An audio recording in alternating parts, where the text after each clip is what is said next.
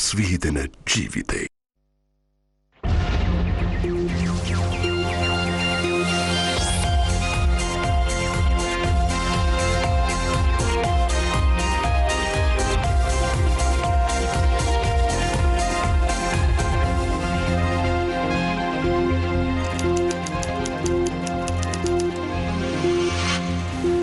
A very good evening. We are coming to you live and direct from the Newsfirst studios here in Colombo with Primetime News. I'm Mahina Bonzo. Here's a look at your headlines tonight. Police curfew imposed for the Northwestern Province and Gampa Police Division from 7 p.m. to 4 a.m. 78 people arrested over acts of unrest on Monday and Tuesday, remanded. President says in China that all nations must join forces to eradicate terrorism. 55 MPs sign a no-confidence motion against Minister Rishad Bathiudi.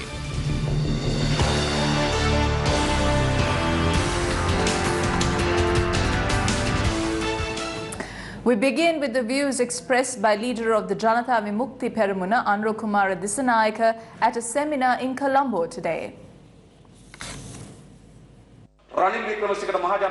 National security was placed at the end of Ranil Wickremesinghe's agenda. I am talking about the involvement of Ranil Wickremesinghe in the central bank issue. Maithripala Sirisena immediately decided to go to the central bank from Dimbulagala. Arjuna Mahendran was still the chief of the central bank when there was a problem. Ranil heard about the decision he made and he goes to the residence of Maithripala Sirisena. He then says that he is the subject minister and that it comes under his purview. He also says that it is not right to go to the central bank without him. After that, he met with Arjuna Mahendran and stayed with him at the entrance of the central bank to welcome the president. So the interest Ranil showed in getting involved with the central bank was not showed when he was not called for the Security Council. The security of the people is not as significant as the dust we trample. That was the main reason why we were still subject to the attacks.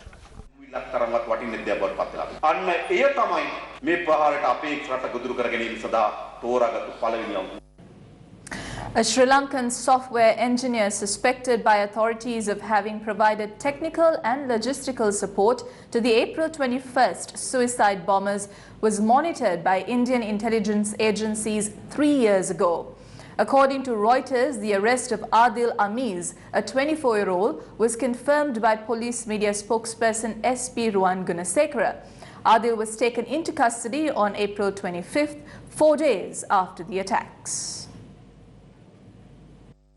Adil, who describes himself on his LinkedIn profile as a senior engineer, programmer, web designer with a master's degree in computer science and a bachelor's in political science from UK universities. Reuters said Indian investigators were monitoring Adil since 2016 and named him in 2 charge sheets filed in Indian courts against suspected Islamic State operatives as being one of their contacts. According to one of the charge sheets, he showed up in Facebook, WhatsApp and Telegram chats with 2 of the suspects who are on trial for plotting an attack on a synagogue in the western city of Ahmedabad. Adil has also been named in another charge sheet filed in court by the National Intelligence Agency for providing propaganda and online material to 3 Indians arrested in early 2016 for promoting Islamic State. Reuters was unable to determine when the Indians informed Sri Lankan authorities of the surveillance and whether they continued to keep Adil under surveillance after they completed investigations of the cases in India. Reuters goes on to note sources from the Criminal Investigations Department and 2 military officials said Adil was the link between the National Tawheed Jamaat and the Jamaat-e Milatu Ibrahim involved in the synchronized blast on the 21st of April. The groups used the dark web and WhatsApp to communicate.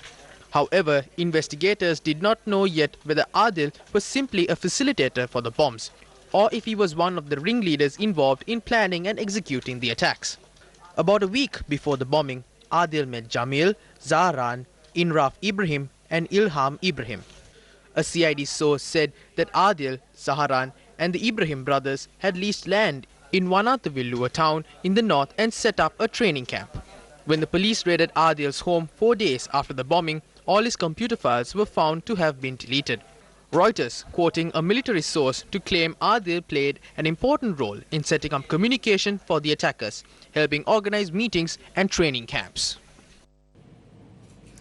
Police curfew for the Northwestern Province and the Gampaha Police Division came into effect from 7 p.m. today to 6 a.m. tomorrow. Curfew imposed within the Northwestern Province and the Gampaha Police Division was lifted at 6 this morning. Heavy security was seen in the Minuwangoda town. Due to the closure of main roads to the city, motorists were advised to use alternative routes. The Sri Lanka Army continued to provide security across Variapola today. Security was tightened in Hettipola today as well. As of today, the Kuliapitia town has returned to normalcy. Meanwhile, the Superintendent of Police in charge of the Kuliapitia Police Division has been transferred with immediate effect. Police media spokesperson SP Ruwangunasekara stated that the transfer took place with the approval of the Police Commission. He added that the transferred police officer has been appointed as the Deputy Director to the Sri Lanka Police College in Karutara. Meanwhile, the police headquarters stated that the Terrorist Investigations Division, which was under the direct supervision of the Inspector General of Police, was placed under the purview of DIG Ravi Senaviratne, who is in charge of the Criminal Investigations Department. A statement from the police said the decision was taken by the acting IGP based on service requirements. Namal Kumara, the operations director of an anti-corruption outfit who was arrested at the Varakapola police yesterday, was handed over to the Criminal Investigations Department today.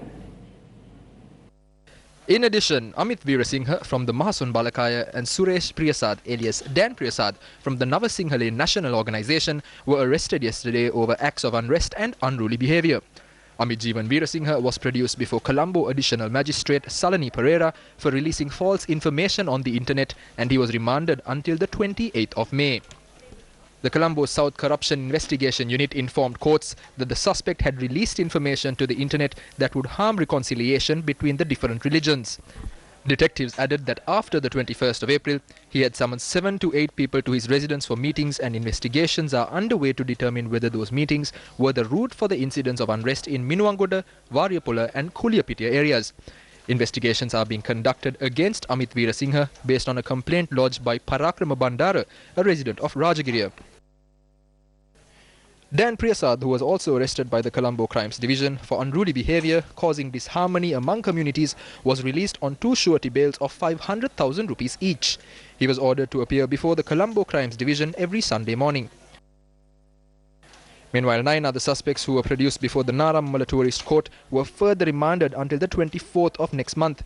The arrested suspects include 3 from Kuliapitia and 5 from Katupota and Dummala Surya. 5 suspects were produced before the courts under the International Covenant on Civil and Political Rights. Kuliapitia Magistrate Janani S. Vijayatunga said the suspects will be produced before an identification parade on the 24th. The other 3 suspects were charged with causing unrest. 31 people who were arrested from Koswatta, Wennapur were produced at the Maravilla Magistrates Court and were remanded until the 29th of May. The suspects had been charged under Section 25 of the currently receiving treatment. As there is no other guardian for her daughter, she remains with her mother. A suspect who had connections with the suicide bomber was wanted by the security forces. We prepared 4 pictures of the suspect and shared it with the general public. Afterwards, based on a tip-off received by the CID, the wanted individual was arrested. The suspect has been identified as Mohammed Adam Lebbe, a resident of the New Kartankudi area. Security forces have discovered 17 safe houses used by the terrorists. The CID has also identified 7 locations which were used as training camps and workshops.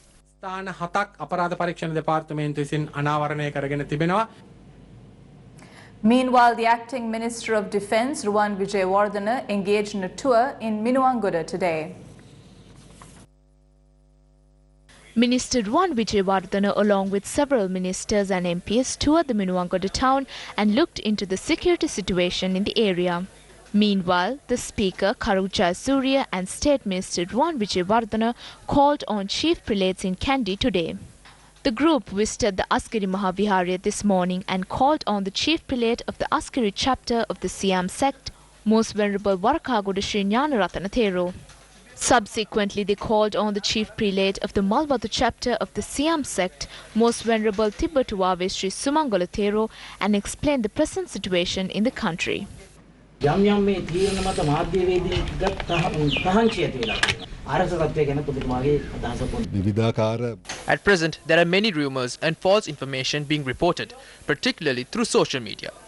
Therefore, we had made a request from the Ministry of Mass Media to carry out their responsibilities in a manner that would not create any diversion among nationalities and to control the situation in the country. තහංචියක් අපි විසින් දාලා නැහැ. වර්තමාන මේකකට කොහොමද ආරක්ෂක තත්ත්වය ප්‍රහාරයෙන් පස්සේ Following the attacks, we have provided full power to the CID. The CID, together with the security forces and state intelligence units, arrested approximately 95% of the terrorist groups headed by Zaharan. Any individual who had supported this group, even in the least possible way, was arrested. At present, it is not about protecting the government or protecting the people. It is about protecting the country. Therefore, all security forces have been empowered with all powers to end terrorism. දේශපාලන වශයෙන් කිසිම ඇඟිලි ගැහිමක් මෙතන නැහැ. බුද්ධියංශ අඩපණ කිරීමක් කියලා බොහෝ දෙනෙක් සඳහන් කරනවා. කිසිම අඩපණවීමක්. There's been no such weakening of intelligence units. The opposition put forward various opinions. However, we must clearly state that there has been no interference in intelligence units from our end. We have empowered them with complete powers.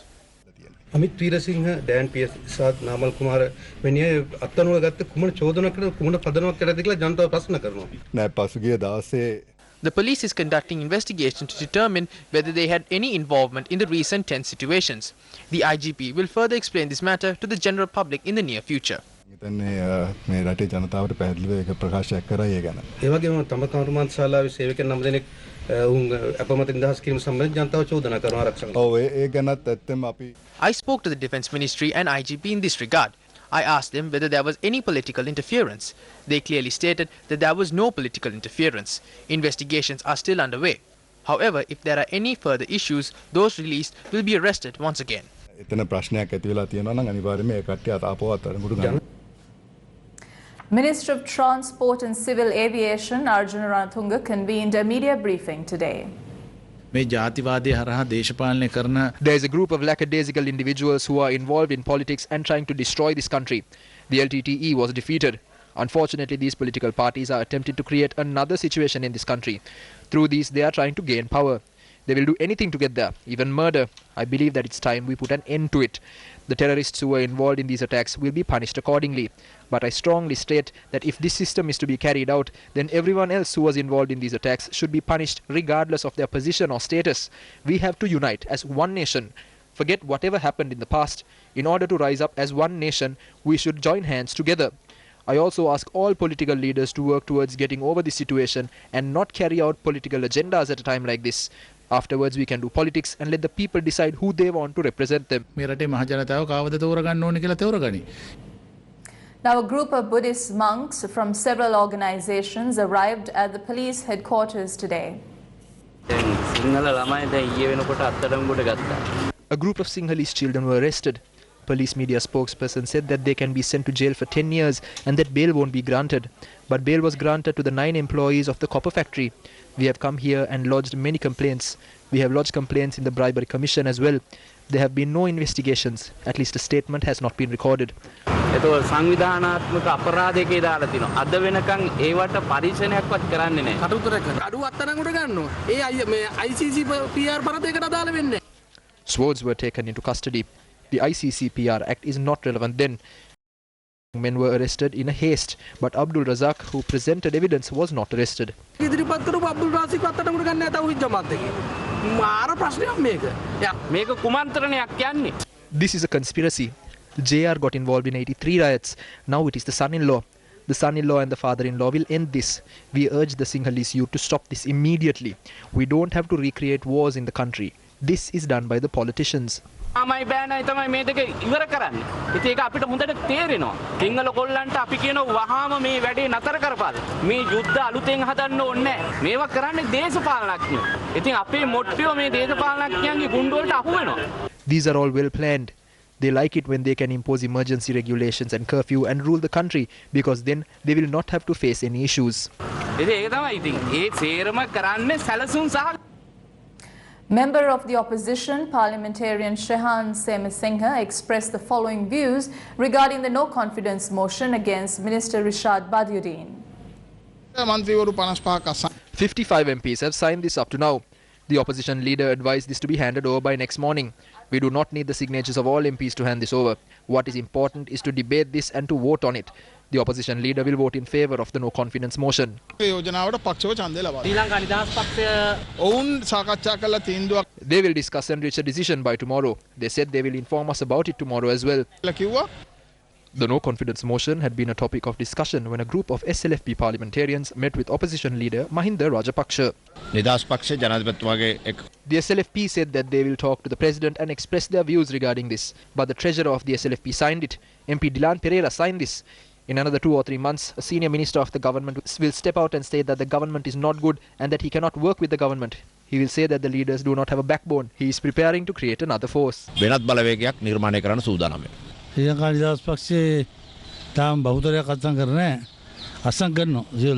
යෝජනාවලිය අපිට එවන්නම් කියලා කිව්වා. අපි ඊට පස්සේ ශ්‍රී ලංකා නිදහස් පක්ෂයේ විදියට සාකච්ඡා කරලා තීන්දුවක් ලබා දෙනවා. මම ඊයේ අසංග. දැන් දයාසිරි ජයසේකර ඊයේ අර කලහකාරී සිද්ධිය ඇති වූ ස්ථානයකින් ඉන්නවා අපි දැක්කා. කලහවෙන් තැනකට ගිහින්. Isn't it good that he went to a place where there was unrest? What is wrong with that? It is good that he went there and chased Namal Kumar away. අර නාමල් කුමාරේ මොකද ෆිසිකල් හිට උට එලෝප් එකක් හරි හොඳයි. A group of employees from Statosa convened a press briefing today. The workers are afraid as to whether Rishad Badiuddin has some sort of involvement here.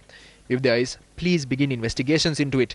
He has established officers in his organizations, and within that time, there have been meetings that have gone on till 2 or 3 a.m. We don't know why these meetings take place.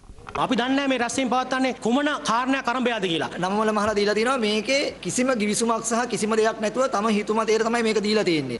They have given the 9th floor on their own whims with no agreement. We can see that the doors of this floor are closed. When someone makes a call or goes and knocks on the door, they will take you in. On the 7th of May, the police carried out an emergency operation. There is a room downstairs called the Minister's Media Division. There was a man inside that room. They went and they got a key and opened the room and they found a shirtless man inside. They said he isn't able to speak Sinhala. He said people put him in and locked him inside. Then we asked him what he was doing locked up between 8 a.m. and 3 p.m. The KMK storeroom was given in Maligavatta and up to date they have not received any rent. They sealed this recently. One person had bought a cheque of 1.15 million rupees and gave it to the chairman. Then the warehouse seals were removed. What he did was take out the tiles inside worth millions. Then our people banked the cheque only to see it bounce. මෙයා මේ tile ටික ඉවත් කරගන්නවා. ඉවත් කරගත්තට පස්සේ තමයි අපේ අය චෙක් එක බෑන්ක් කරන්නේ. චෙක් එක බවුන්ස් වෙනවා. ඔබතුමාලගේ ගබඩා මේ විදිහට කුලියට දීලා මුදල් ලැබෙන්නේ නැහැ. 9 වෙනි මහල් කුලියට දීලා මුදල් ලැබෙන්නේ නැහැ. සැකකටු පුද්ගලයෝ මේ ආයතනයට ඇතුල් වෙනවා කියලා නියෝජ්‍ය අමාත්‍යවරයව දැනුවත් කරලා තියෙනවා. නියෝජ්‍ය අමාත්‍යතුමා. නෑ නියෝජ්‍ය අමාත්‍යතුමා. We did not have any connection with the deputy minister. The inaugural ceremony of the Conference on Dialogue of Asian Civilizations was held this morning in Beijing, China, with the participation of President Maithripala Sirisena as a special invitee. China's first ever conference on dialogue of Asian civilizations was held under the patronage of Chinese President Xi Jinping. It was attended by the representatives from 47 Asian and other invited nations. The event seeks to promote intercultural dialogue in view of building an Asian community of shared future, which will focus on cultural diversity, exchanges, and mutual learning of Asian civilizations. It aims to enhance the rich cultural lives of Asians and contribute to vibrant regional development. Following the attacks carried out by extremist groups of terrorists in our country, which took away lives of hundreds of people, we now live with tension. We see the need for more comprehensive international programs to protect identity and respect the nationality of all people while strengthening relationships. It is important to defeat international terrorism and extremism, particularly terrorism that is created through radicalism completely, and ensure that all nationalities will live in peace and harmony. The Conference on Dialogue of Asian Civilizations will take place until the 22nd of May this year. A public awareness program on saving lives and property from floods, which may arise in the future, took place today. The program, jointly organized by Gammadda and the Asia Pacific Alliance for Disaster Management, was assisted by the Disaster Management Center, Sri Lanka Police, Sri Lanka Army and several other state institutions. The event took place at the Bulletin Divisional Secretariat area. The inaugural ceremony of the program was held at the Sri Vishuddharama Viharaya in Paragoda, Bulatsinhala, and awareness programs were held in the Palindanuwara, Walallavitha Divisional Secretariats too. Practical exercises were also conducted in line with the awareness programs. The program commenced last year and will continue across the island to create awareness on saving lives and property from floods. Well, Newsfirst Chaturanga Hapuarachi is joining me now here in the studio, and he has an expose on Action TV. Chaturanga, tell us a bit about this iRoad program that's creating a controversy amidst the range of controversies that have been reported during this government's tenure. Absolutely, Mahina. As you said, a cool name, sounds like a cool project, but there is a lot of controversy surrounding this particular project as well. Let me take you through what has happened. As you mentioned, Mahina, to our viewers as well, iRoad program is a program funded by the Asian Development Bank. Now, what is the cost that is involved with this particular project? A soft loan of 300 billion rupees. Let me repeat that once again. 300 billion Sri Lankan rupees is the soft loan for this iRoad program that has been granted by the ADB. What is this iRoad program? It is a program to develop infrastructure in terms of roads in 5 provinces and especially the Kalutara district as well. So they are focusing on 5 provinces and the Kalutara district, rural area. They are going to focus on roads as well. This project was supposed to start in 2016, and that is when it started. Now, let's just for this purpose of this expose, Mahina, focus on the Kalutara district. Now, when it comes to the Kalutara district, the projects, there were several projects that were selected. 120 roads were selected under this iRoad program to be renovated and reconstructed. 120 projects were broken down into 3 main areas: package 1, package 2 and package 3, with 40 projects for each of these packages. So 3 packages with 40 roads to be constructed each. Now, the first package with regard to the roads that are to be constructed in the Kalutara district was open for competitive bidding. A private company in the construction field, a reputed company, came forward, obtained the bid, and the projects are being carried out. Package 2 and 3, 40 roads each, package 2 and package 3 are also competitive bidding, went into a company, a joint venture, Olympus and Rani Construction India. That was a joint construction that had been set up. Now, we are told that a minister in the government, his son, is also involved in this joint venture in terms of shareholding. So this went to this particular joint venture, package 2 and package 3, 80 projects with regard to road construction in the Kalutara district. Now, the value for these 80 projects was 3.4 billion Sri Lankan rupees. These are the projects that were to be carried out in the Kalutara district under this iRoad program, package 2 and package 3. Now, when this started, the date of commencement was 2016 September, and 20% of the value that had been allocated for these projects had been given out. 20% had been given out as mobilization advance payment. So money had also gone out for this project, and the project continued. Work commenced in 2016 September, and as per the contract that had been reached, the work had to be concluded in 2018, in September of 2018. Did that happen? No. The company, the joint venture, came forward and said that they could not complete the project on time, the 80 roads that they were supposed to construct in the Kalutara district with the money of the Asian Development Bank. They cited reasons like floods and other natural disasters as well, and they mentioned that they need 6 more months to complete these projects. So initially they agreed, through the agreement that they reached, that this will be done by September of 2018. Then they said, no, we cannot do it, and we need 6 more months. That is not all. Then, while the deadline was reached, 2018 deadline, they had only completed 30% of the second package, that is 40 roads. They had only completed 30% of those projects, and out of package 3, they had only completed 32%. So both the projects were not even halfway there. In April of 2019, this is where the interesting bit comes in. In April of 2019, this joint venture comes forward and says, we need 300 million rupees each for these 2 packages, 600 million in total, on account payment. They are asking for money beforehand when the project is to be constructed. Now, as per the agreement, again, an on-account payment cannot be made, and payments are made when the project is going along. So the RDA comes, or the Road Development Authority comes forward and says, we cannot make such a payment. We cannot give you 600 million rupees as an on-account payment. Thereafter, the RDA is brought to the Parliament by this Minister of the person who is holding shareholdership of this joint venture. His father, who is a powerful minister, calls RDA officials to the Parliament. There too, the Road Development Authority says we cannot make a payment of 600 million as an on-account payment. Thereafter, Minister Kabir Hashim comes into the picture. As the subject minister, he calls again the members of the RDA, the officials of the RDA, to talk about what is going on.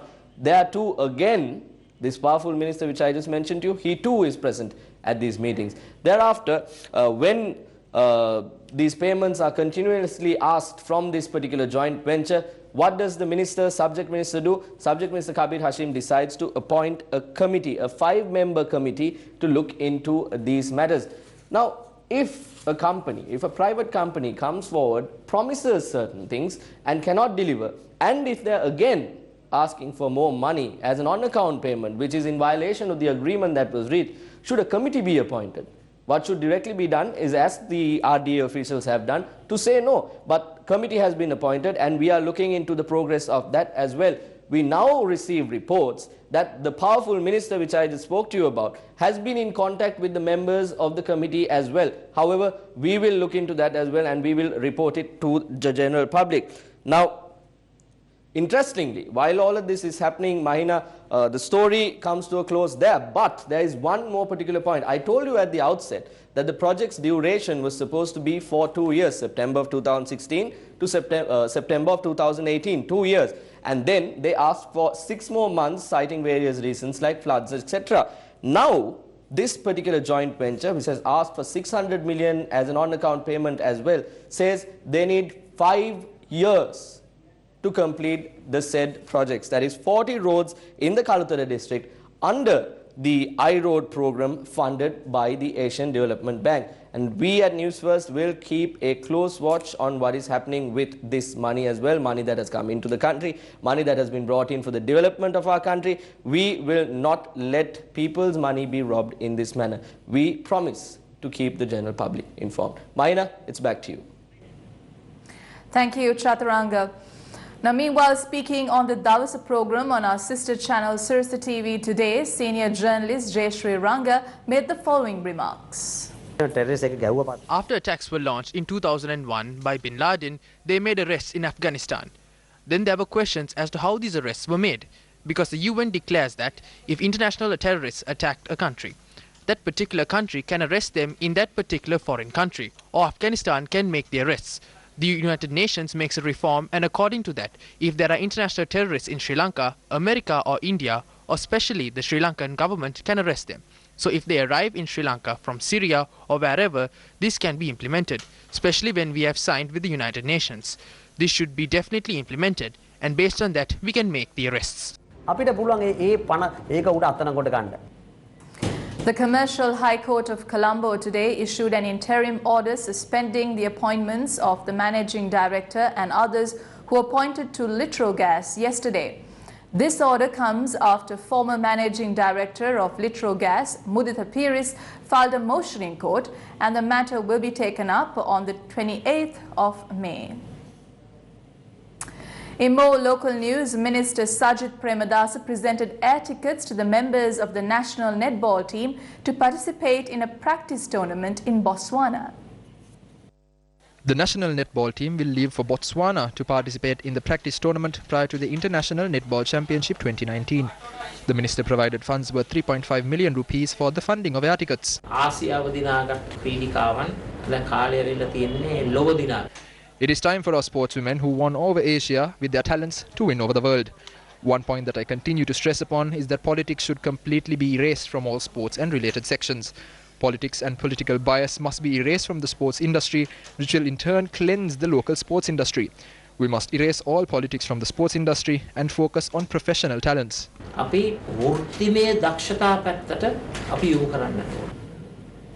In a press conference held yesterday, the Archbishop of Colombo, His Eminence Malcolm Cardinal Ranjit, rejected the statement made by TNA spokesperson M.A. Sumandiran, who said that this massacre is a result of Sri Lanka's failure to address minority grievances. I see that as an overstatement.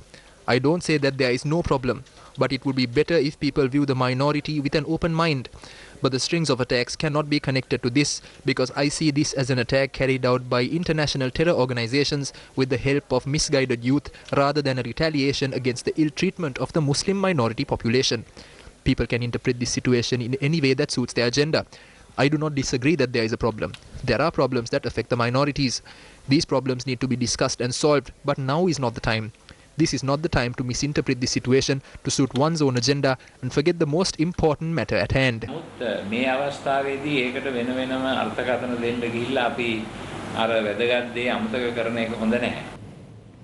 And with that, we conclude tonight's edition of Primetime News. Thank you very much for joining us. I'm Mahina Bongzo. Take care and good night.